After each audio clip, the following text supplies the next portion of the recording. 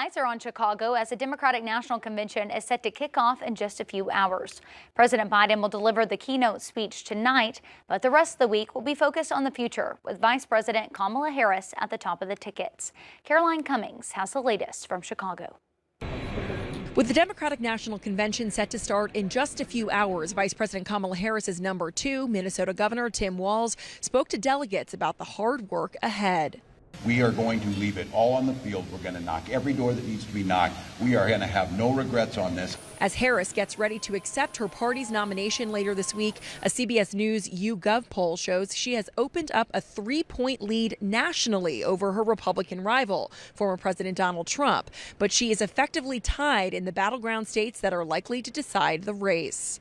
With Vice President Harris and Tim Walz leading the ticket, I think it's really finally showing that the Democratic Party is truly committed to being the forward-looking party. But the poll also showed that more than a third of registered voters say they don't know what Harris stands for.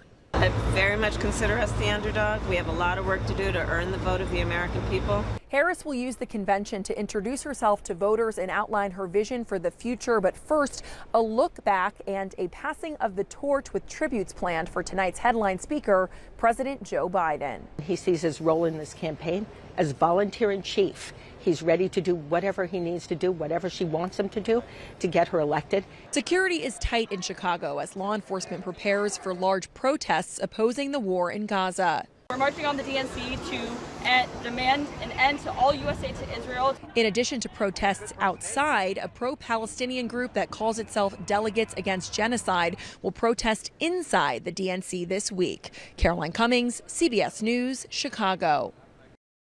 The Democratic Party released its platform ahead of the convention.